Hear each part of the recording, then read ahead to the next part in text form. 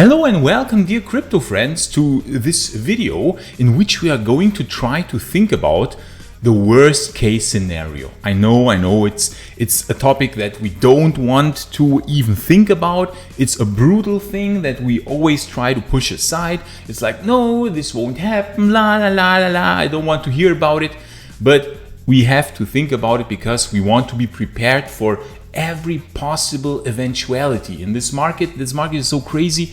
You want to be prepared for the most crazy scenario, the scenario where everyone says, no, this is absolutely impossible. We still want to be prepared for it.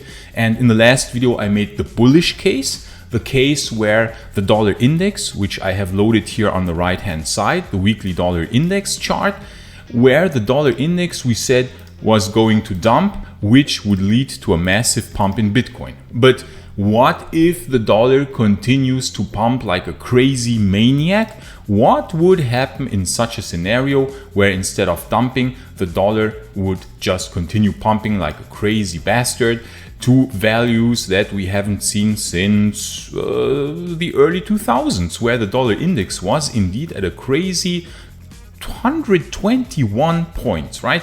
What was to happen if the dollar index would now pump without major corrections to 121, right? Let's try to think about it. It's not much fun, I know, but let's just do it for the sake of completeness, because as I said in my previous video, we thought about the bullish case, that this whole structure here in Bitcoin is a 5-wave move, a 5-wave Elliott wave, 1, 2, 3, 4, and this here is an expanded correction, right? An expanded flat correction, a wave 4 corrective structure, and then we have the final push, the wave 5. That was what we thought in the last video, but in this video we're going to think about the worst case scenario, that the dollar index will pump like a crazy you know what, and Bitcoin will just continue dropping as a consequence. So let us go into the full Bitcoin chart. Let us load the full Bitcoin chart. As always, we look at the weekly long-term chart because it doesn't make sense to just look at the recent price history. We want to understand the complete picture, right? We always want to have a complete picture of what's going on. And for that, we need to look at the long-term chart with the logarithmic regression model, because this is currently the best model we have to describe Bitcoin's long-term price behavior. It's the best model we have right now because it has been tested multiple times. And as you can see, it does respect this long-term trend channel in the logarithmic chart.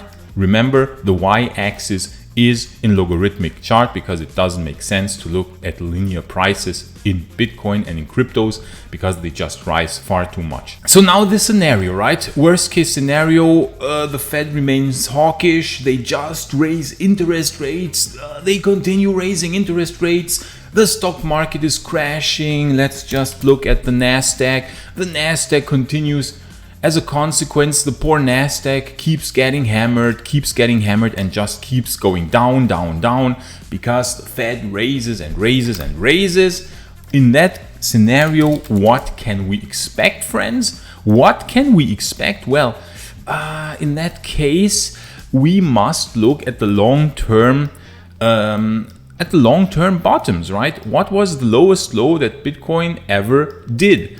And we said a few times now that the moving average of 200 weeks is a very solid support, right? We had tested it in January 15, in August 15, then another time famously in late 2018 and in March 2020, of course. So we are not too far away anymore from the weekly moving average 200. It currently sits at $22,000, right?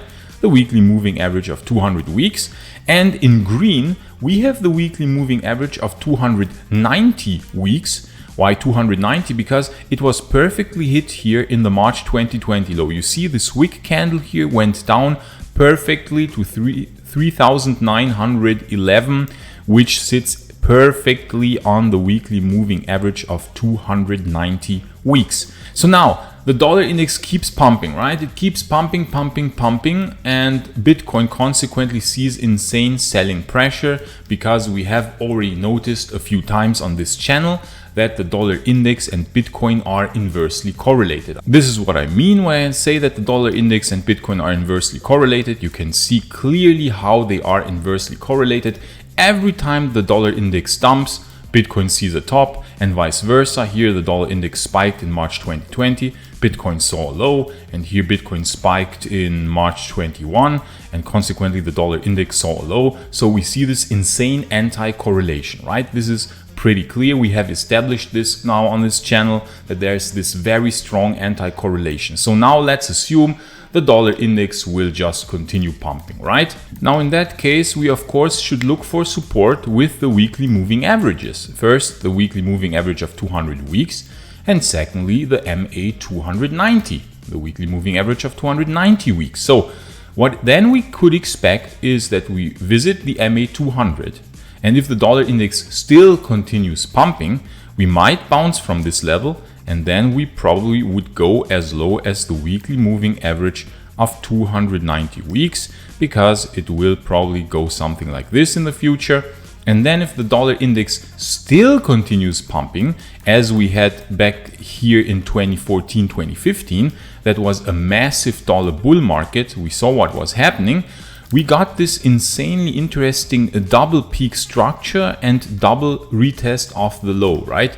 Here we say we had a support, and this support was breached twice in wick candles that went even below this support. So if the dollar index would now just continue pumping, I think we would get a similar situation like back here.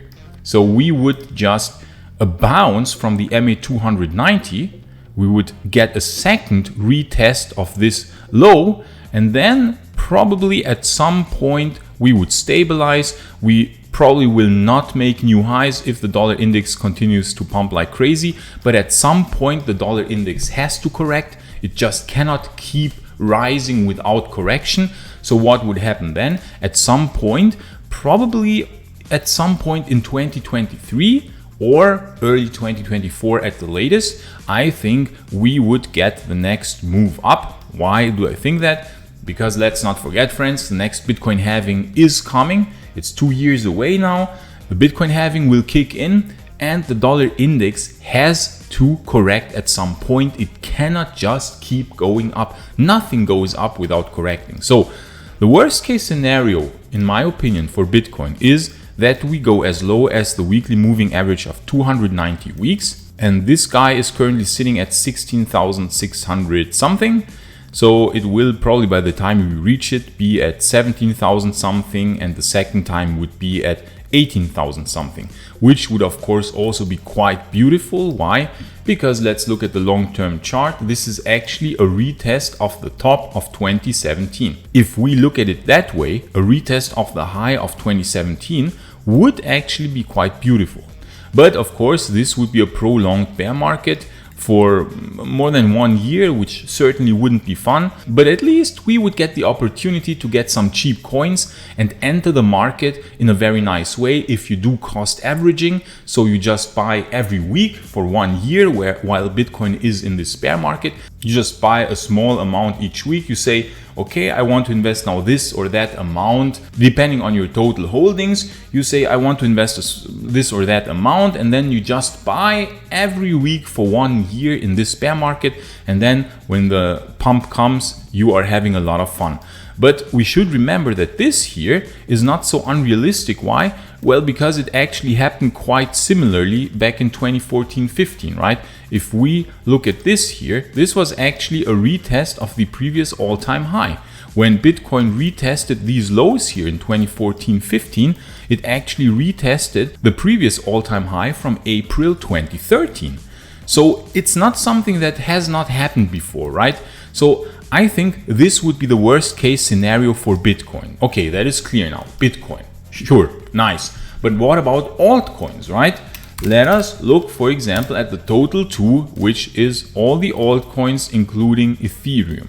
We see that the altcoins have a similar behavior. However, with the altcoins, it's a bit more insane because they actually dip below the weekly moving average 200, right? we see that they don't just wick below like Bitcoin, but they really stay below the weekly moving average for quite some time. And actually the real weekly moving average of importance is the weekly moving average of 290 weeks, because it seems that here the weekly candle closes are exactly on this weekly moving average of 290 weeks. And if we prolong this further backwards, we can imagine that this also acted as support in the December 2018 low. We unfortunately don't have data for before that because there's not so much history for the total altcoin market cap yet, at least not recorded on TradingView. So we can say that the weekly moving average 290 weeks would act as support, but it can wick down even below to some other weekly moving average, maybe weekly moving average 400 weeks or something like that. So the lowest I see altcoins dropping now, if Bitcoin was to go to 18K, is of course we would maybe get a slight reaction here, but we would just wick below this weekly moving average of 290 weeks, maybe wick below a second time. And then I said at some point in 2023, we will go upwards again. So the altcoins could wick to a few $100 billion. Currently we are sitting at 670. So this would be probably a super extreme low, you know, a wick low like here in March 2020, where it wicked down to only $36 billion of complete market cap, including Ethereum. Crazy to think about it. It would wick down to about $240 billion. So this is the worst case scenario for altcoins. So you see altcoins can still drop quite a lot more. And this is the interesting area where we want to have some fiat reserves and where we certainly would like to just keep buying crypto, you know, keep buying Bitcoin, Ethereum, and some other high quality altcoins that you want to put into your portfolio, so that next bull run, which is just a matter of time, it will come, as we said, at the latest in early 2024 because of the Bitcoin halving, because it will come in early 2024. So at the latest in 2024, the next bull run will begin, in my opinion. So therefore, even if a worst case scenario was to happen, we don't have to wait for a very long time until we get into the next bull phase and where everything will just completely go crazy again and all coins will rise, with Bitcoin going to values somewhere in the $200,000 range. Because if we even conservatively say that it won't reach the top of the trend channel, because it didn't reach the top of the trend channel here this time, right? We didn't have this blow off top. We would have thought that it goes to 100K, instead it only went to 65K. If we say that it will repeat a similar behavior, so we have like bear market type of situation and then it starts pumping, this means that if we look at this line here where it almost went, we extrapolate it into the future, this would still be, friends, an incredible $200,000, about $200,000 per Bitcoin, right? So this is not too bad, I would say. And just think about what $200,000 per Bitcoin means for altcoins. If you had already now some altcoins going 100x and reaching incredible values when Bitcoin was at 65 or 69,000, that would be absolutely crazy. So even in this worst case scenario, the worst what can happen, like what is the worst that can happen? We have to wait 2 more years at the latest, okay? We have to wait 2 more years until we get insane returns if we act wisely now, if we keep being patient, and if we just buy every week now, every week for at least 1 year, every week a small amount, no matter what Bitcoin is doing, no matter what cryptos are doing, every week a small amount, cost averaging into the market. And then when the next bull run comes, you do the same, you get to these values here, and then you cost average out of the market. You just sell every week the same way you did when you entered the market. So this is the strategy and this is the timeline and a worst case scenario. So you see, in Bitcoin land, worst case scenario means we get insane returns of invest in 2 years. This is like the beauty of the crypto market as compared to other markets. I don't think we will have to wait much longer because, as I said, the fundamentals of Bitcoin. Adoption is happening. Inflation is high, so people are seeking a safe asset in which they invest. So combine that with the next Bitcoin halving in 2024, combine that with the dollar index, as we said a few times in the last videos, being super overextended, right? I mean, look at this crazy guy here. It is super overextended. It is super overbought. It's just a matter of time until it will correct, right? Sure, it can pump a bit more, let it pump a bit more, and then the insane correction will come. It's just a matter of time. And when that happens, combine this with the next Bitcoin halving, we get massive pumps. So friends, no need to be sad or cry or be worried. Yes, it sucks to wait 2 years more. I completely agree. I would also have liked for everything to go crazy right now. But if this doesn't happen, and as always, you know, there is no guarantee that it will happen, we could still, of course, have our rally right now. If the dollar index starts dropping right now, this could still happen, right? But if the dollar index continues pumping, that is the scenario we should mentally prepare for, and therefore have fiat on the sidelines and just buy cost average into your market. Diversify your portfolio, buy at least 10 different high quality top market cap coins, add to your portfolio, wait for 2 years, and then cost average out of the market. Of course, I will accompany you, so I will say, guys, now is a pretty good time to cost average out of the market. So I hope you enjoyed this video. I hope you found it useful. I hope you found the information useful. If yes, please consider subscribing. I would be quite happy. I would be quite happy if you would subscribe. I'm not denying that. And I will make daily videos to share my thoughts about what's going to happen in the crypto market. And I will give you different scenarios and attach probabilities to them. So for example, the probability for this to happen, so for such a worst case scenario right now, is unfortunately not too low because the Fed is hawkish, but I will try to give you my best educated guess as to the probability of what is going to happen, and I will accompany you along this journey until Bitcoin hits, as we all know, $1 million, at least $1 million by 2030 or later. So friends, thanks for watching, like and subscribe please, and see you in the next video. Bye!